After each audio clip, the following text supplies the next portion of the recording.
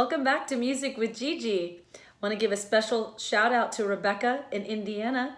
Thanks for watching, Rebecca. And if you want a special shout out, you can email me at gigishatted@gmail.com and I'll take requests as well.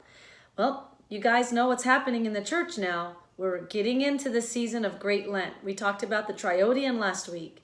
Speaking of tri, that means three, right?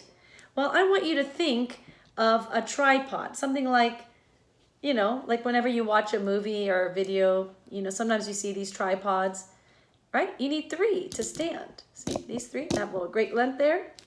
A Great Lent is not just about one thing. A lot of people think Lent is about fasting, just giving something up, is what people say.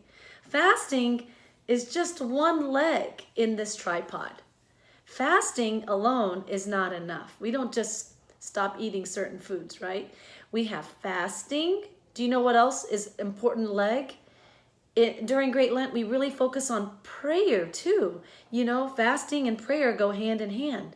But there's one more leg during Great Lent. We really focus on fasting, prayer, and did you know what I'm thinking about? It starts with an A. Almsgiving. If you thought almsgiving, good job, everybody. Fasting, prayer, and giving alms. And that's what we're going to talk about today. You need these three. Otherwise, it won't stand. It'll fall.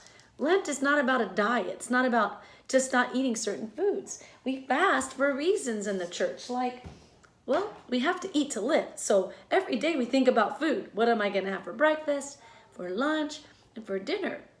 So just thinking about food and not just to be legalistic, like we can't eat meat or milk. Maybe your parents, maybe you're really little and you're not fasting from food at all. But we can fast from maybe some things that we say. Like I'm going to try my best not to say a bad word, which hopefully we don't say bad words. I'm going to try my best to say kinder words to my brother, my sister, my friends. I'm going to be careful what comes out of my mouth, not just what goes into my mouth. But there's different times in the year where we fast, right? We fast. We have the Christmas fast before the Nativity of Christ. When else? Wednesdays and Fridays, we also fast. And there's other seasons of the year, like the Dormition fast and the Apostles fast.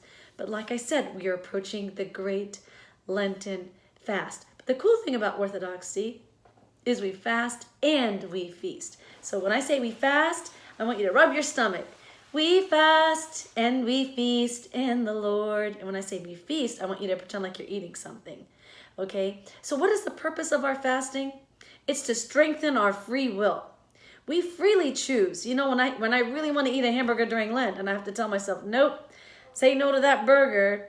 Well, the more I practice saying no to myself for the things I desire, for the foods I might want to eat, the easier it will be to say no to things like, I really want to hit somebody right now, but I'm going to make the sign of the cross and ask God to help me and give me strength and say no.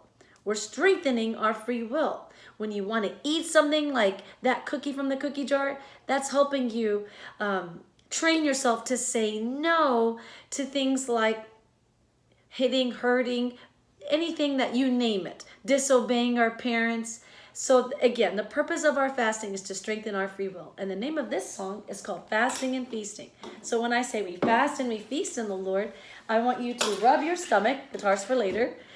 We fast and we feast in the Lord. Let's sing this one together. We've got cycles of fast and feast throughout the year. For the Christmas feast we fast and prepare. The Apostles in the summer, the Dormition fast as well. Enter in our hearts, let the Holy Spirit dwell. We fast and we feast in the Lord. It's springtime in Great Lent, it comes a knocking on my door. Sometimes it feels just like a boot camp for my soul. All the extra prayers and kneeling and the services appealing. Take the brokenness in me and make me whole. We fast and we feast in the Lord. Now that Pascha is here, Christ is risen indeed. See, the table is laid and come and feast. After many days of fasting for our God, who's everlasting like the sun that rises in the east, we fast and we feast in the Lord. Listen to this last part. It's not what goes into our mouth that defiles a man, it's what comes out. Be wary lest you fall. The purpose of our fasting is to strengthen our free will. God, make me strong and help me through it all. We fast and we feast in the Lord. Let me hear you. We fast and we feast in the Lord. Good job. We fast and we feast. That's the cool thing. We don't just fast. Now we talked about that tripod, right? We said fasting, prayer, and what was the last one that starts with an A? Almsgiving. And all that means is it's giving, right? Have you ever seen these boxes before? We give during Great Lent. A lot of times we collect money for those who are hungry. So this fasting is actually supposed to help us save money too, because we're not going out to eat as much, or we're not buying expensive food. We're buying food that's maybe more pasta, more beans and rice, things that are not as expensive. And with the money we save, we give to others. Giving is supposed to be like one of the most important things we do. As Christians, really, you know, the more you give, the more you get. It's really a cool thing. It's like you don't lose anything. Imagine if I had a candle in my hand and there was a flame and I kept this flame to myself. Well, that's okay, but I could take the same flame and light other people's candles. Do I lose any of my flame when I light other people's candle? I don't. I only spread it. That's what giving is like. When you have something and you give it to others, you really don't lose anything. You end up getting more. It's a beautiful thing.